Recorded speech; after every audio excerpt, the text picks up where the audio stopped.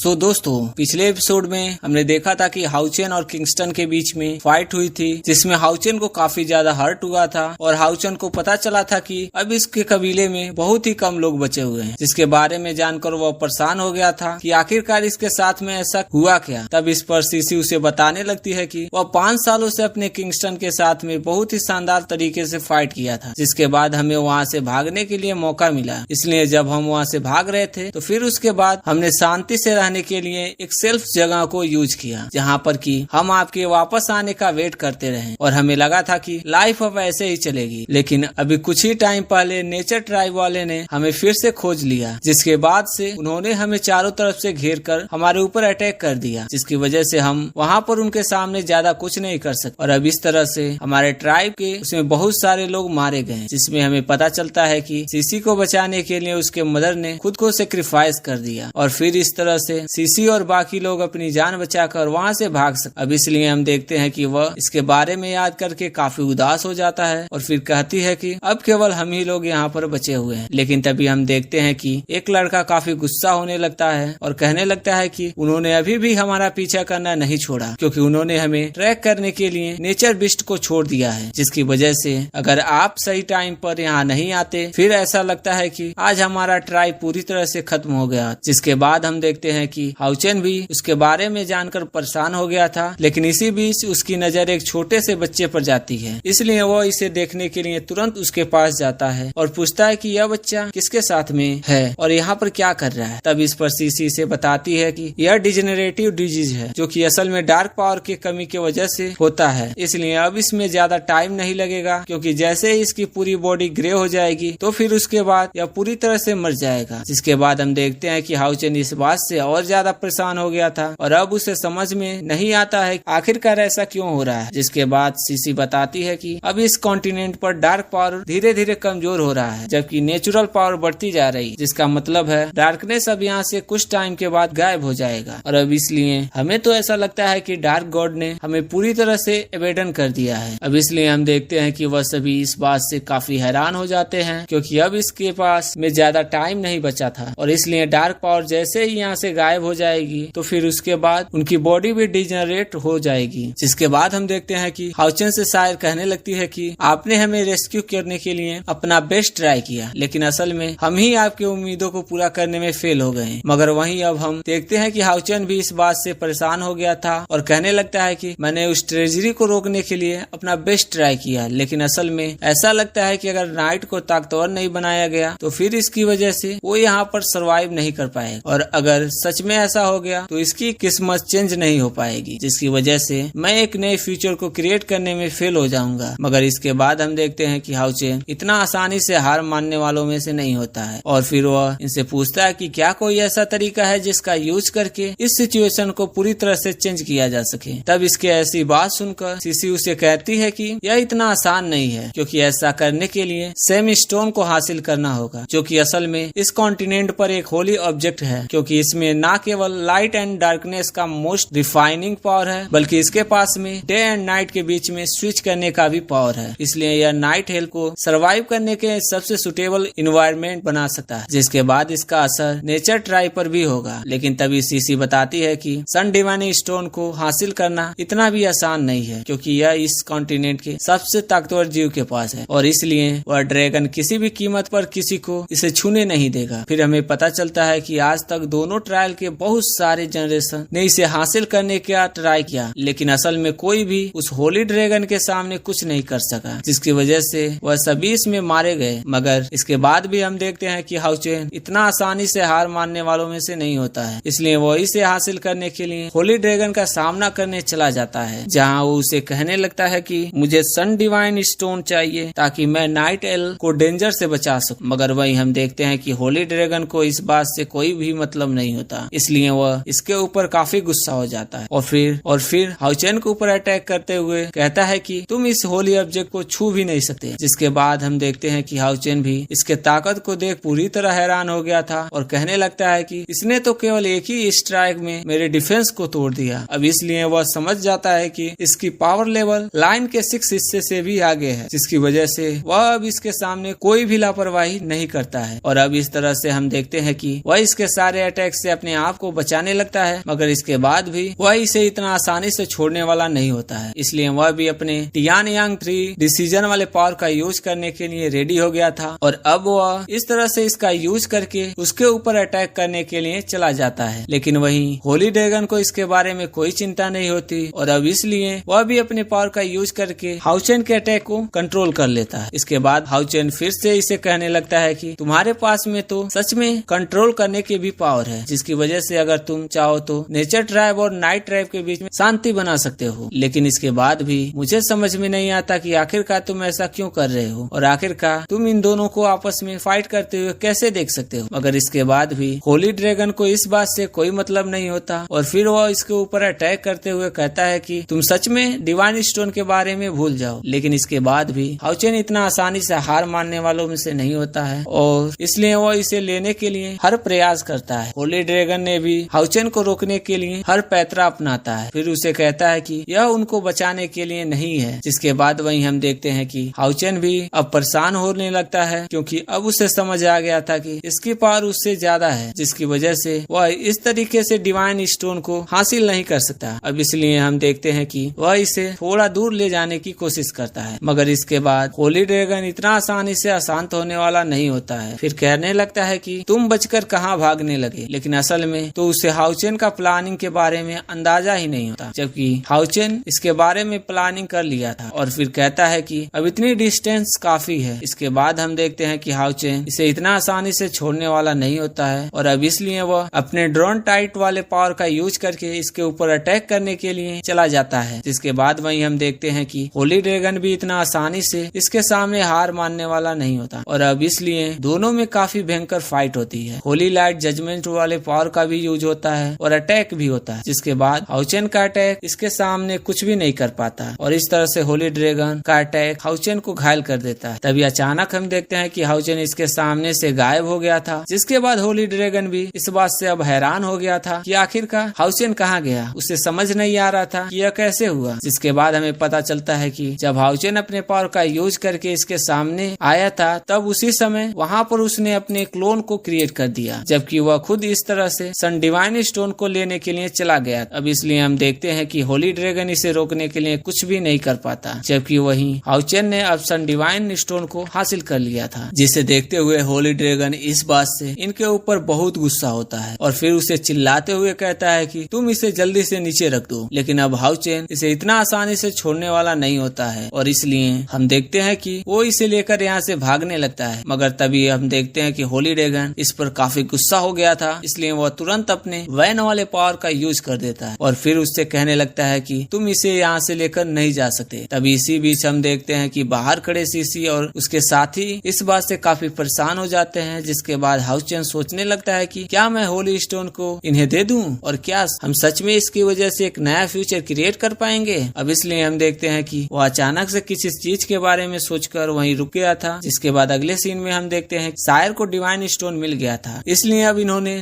Nature tribe वाले को कैद कर लिया, जहाँ शायर इनसे कहने लगती है कि तुम लोगों ने हमारे बहुत सारे लोगों को मारा है, इसलिए अब तुम भी इनकी कीमत चुकाने के लिए रेडी हो जाओ, ताकि तुम्हें भी पता चले कि आखिरकार इसका दर्द कैसा होता है। अब इसलिए हम देखते हैं कि वे इनको किसी भी कीमत पर छोड़ने वाली नहीं होती। जिसके बाद वहीं हम देखते हैं बाकी लोग भी अपने पावर का यूज करके एक साथ में रेडी हो जाते हैं। जिसके बाद हम देखते हैं कि किंगस्टन और उसके लोग इसके सामने कुछ भी नहीं कर पाते और इस तरह से वे इसमें बहुत बुरी तरीके से इंजर्ड हो जाते हैं। जबकि वहीं शायर और उसके साथी इस बात से काफी खुश हो गए थे, क्योंकि आखिरकार आज उन्होंने अपना बदला ले ही लिया। लेकिन तभी इसी बीच हम देखते हैं कि किंगस्टन इस बात से काफी गुस्सा हो गया था, जो कहने लगता है कि अगर मैं मर भी गया तो क्या हुआ, लेकिन मैं तुम्हें इतनी आसानी से नहीं छोड़ूंगा। और अब इस तरह से हम देखते हैं कि यहाँ पर उसने अपने किसी पावर को एक्टिवेट कर लिया था, जिसकी वजह से शायर और उसके साथी इसके सामने कुछ नहीं कर पाते। लेकिन फिर भी हमें पता चलता है कि हाउचेन असल में केवल इसके बारे में सोच रहा। जिसके बाद वही कहने लगता है मुझे इसके बारे में समझ आ गया है कि डिवाइन स्टोन को देने से कुछ भी चेंज नहीं होगा। लेकिन अभी भी हम देखते हैं होली ड्रैगन इसके ऊपर गुस्सा था, इसलिए वह तुरंत अपने पावर का यूज करके हाउचेन के ऊपर अटैक कर देता है। लेकिन तभी हम देखते हैं कि हाउचेन ने अपने सन डिवाइन सील का यूज कर दिया था, जिसकी वजह से उसे इसमें कुछ भी नहीं होता है। मगर तभी इसी बीच हम देखते हैं कि सन डिवाइन स्टोन इसके साथ में रेजिनेट हो जाता है, जिसे देख हाउचेन कहता है कि सन स्टोन ने फ्यूचर झलक दिखा दिया है। इसके अलावा अब तो सन डिवाइन सील के साथ में रेजिनेट भी होने लगा है। फिर हम देखते हैं कि हाउचेन जैसे इनको छोड़ता है वह दोनों एक साथ में मर्ज होने लगते हैं, जिसके बाद वहीं हाउचेन भी इस बात से अब हैरान होने लगता है और कहने लगता है कि यह दोनों तो एक साथ में मर्ज होने लगे हैं। अब इस तरह से हम देखते हैं कि कुछ देर बाद कंप्लीट हो जाता है, जिस पर हाउचेन कहता है कि ऐसा लगता है कि यह सन डिवाइन शील्ड का कंप्लीट फॉर्म है, क्योंकि अब इसकी वजह से इसका पावर काफी बढ़ गया है। जिसके बाद हम देखते हैं कि वह आवाज इसे कंग्रेचुलेट करता है और फिर उसे कहता है कि तुमने टेस्ट के फर्स्ट सीक्रेट का अनकवर कर लिया है, लेकिन अब तुम अगले स्टेप के लिए भी रेडी हो जाओ, क्योंकि अब तुम्हारा सामना तबाही से होगा। सो गाइस, ये था इस पार्ट का एक्सप्लेनेशन। अगर आपको एक्सप्लेनेशन अच्छा लगा हो तो वीडियो को लाइक कर देना, चैनल को सब्सक्राइब कर देना। मिलते हैं अगले वीडियो में, तब तक के लिए keep watching, keep supporting. Thank you.